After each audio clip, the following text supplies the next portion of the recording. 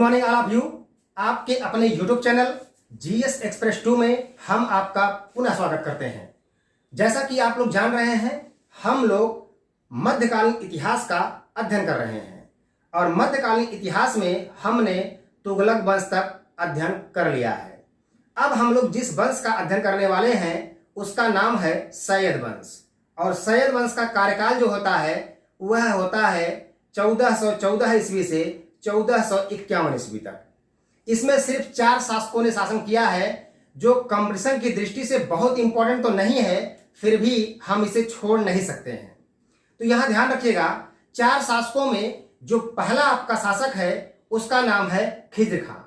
तो ध्यान दीजिएगा, खिज्र खां को समझने के लिए हमें थोड़ा सा तुगलक वंश में एंट्री करना होगा। तो ध्यान दीजिएगा, मैंने आपको पढ़ाया था, जब तुगलक वंश के अंतिम शासन का हम अध्ययन कर रहे थे तो हमने आपको बताया था कि तुगलक वंश के अंतिम शासक नसरुद्दीन महमूद के तैमूर लंग ने भारत पर आक्रमण किया था।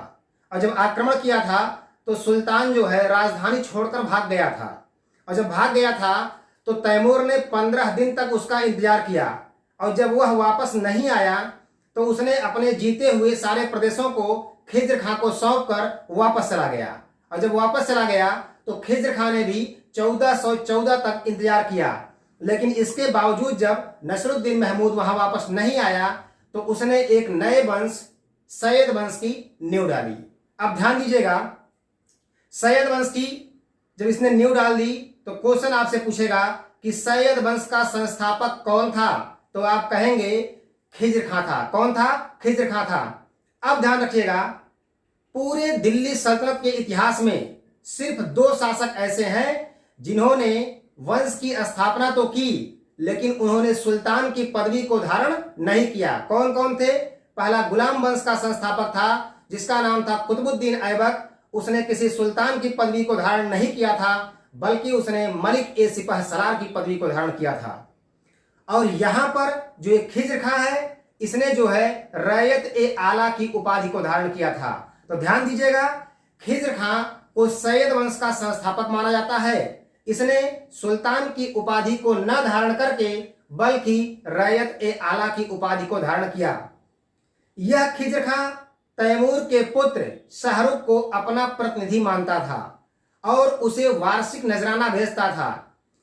अब यहां ध्यान दीजिएगा, खिज्र खां के समय में साम्राज्य का कोई विस्तार नहीं हो सका, और जब विस्तार नहीं हो सका तो यहां ध्यान रखिएगा, अंत में जाकर के कह सकते हैं कि 1421 ईस्वी में इसकी मृत्यु हो गई।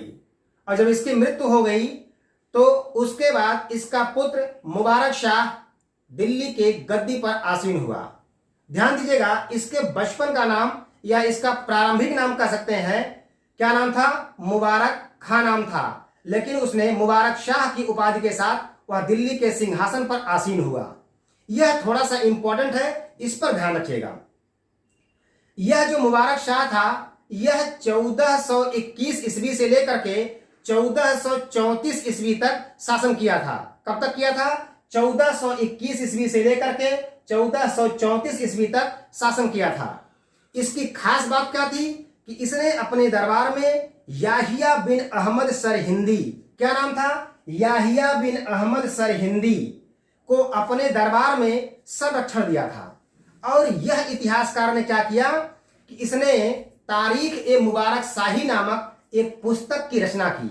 और जब इसने तारीख ए मुबारक शाही नामक एक पुस्तक की रचना की तो यह पुस्तक सैयद वंश की जानकारी का एक मात्र स्रोत है, और इसने सुल्तान मुबारक शाह को यह पुस्तक समर्पित कर दी।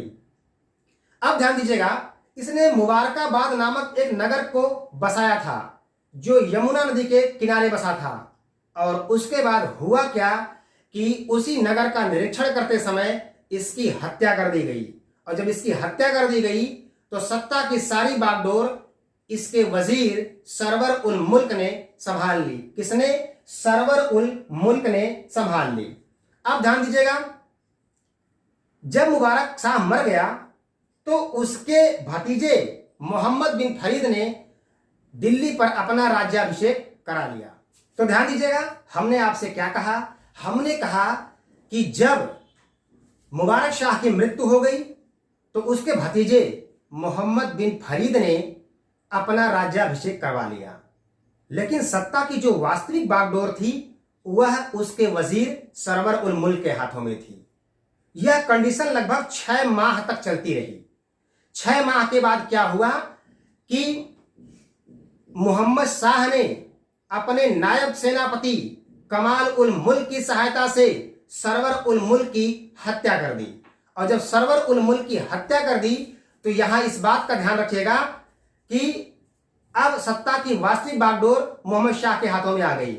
मोहम्मद शाह ने 1434 से लेकर के 1445 ईस्वी तक शासन किया और इसने भी कोई साम्राज्य विस्तार की इच्छा नहीं रखी। और जब नहीं रखी तो ध्यान रखिएगा उसके बाद जब इसकी मृत्यु हो गई तो अमीरों के सहयोग से इसका पुत्र अलाउद्दीन आलम शाह दिल्ली के सिंहासन पर आसीन हो गया। और जब आसीन हो गया तो उसने जो है 1445 से लेकर के 1451 तक शासन किया।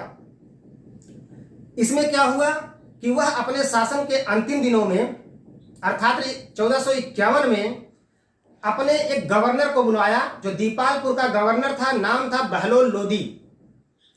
उसने कहा कि बहलोल भाई, मैं बदायूं जाकर ऐश करना चाहता हूं, इसलिए मैं आपको अपना राज सिंहासन सौंप रहा हूं और मैं बदायूं जा रहा हूं ऐश करने, और वहीं पर आप कुछ खर्चा पानी भेज दीजिएगा।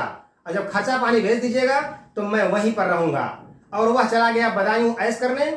अब वो कब मर गया इसकी कोई गारंटी नहीं है, लेकिन 1451 में क्या हुआ कि उस बहलोल लोदी ने सैयद वंश को समाप्त करके एक नए वंश लोदी वंश की नींव डाली।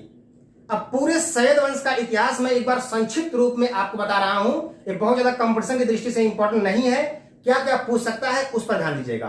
सबसे पहली चीज पूछेगा आपसे कि सैयद वंश का संस्थापक कौन था, तो आप कहेंगे खिज्र खां था।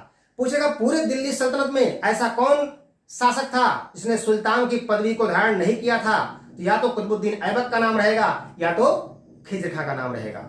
तीसरा क्वेश्चन पूछेगा कि सैयद वंश के किस सुल्तान के समय में वह शासक तैमूर के पुत्र शाहरुख को अपना वार्षिक नजराना भेजता था, तो आप कहेंगे खिज्र खां भेजता था। पूछेगा कि याहिया बिन अहमद सरहिंदी किसके दरबार में निवास करते थे, तो आप कहेंगे मुबारक शाह के। पूछेगा पूरे सैयद वंश की जानकारी का एकमात्र स्रोत कौन सी पुस्तक है, तो आप कहेंगे तारीख ए मुबारक शाही। पूछेगा तारीख ए मुबारक शाही किस सुल्तान को समर्पित थी, तो आप कहेंगे सुल्तान मुबारक शाह को। इस तरह से पूरे वीडियो का निष्कर्ष हो गया और इस वीडियो में यहीं तक। अब नेक्स्ट वीडियो में हम लोग अध्ययन करेंगे लोदी वंश का।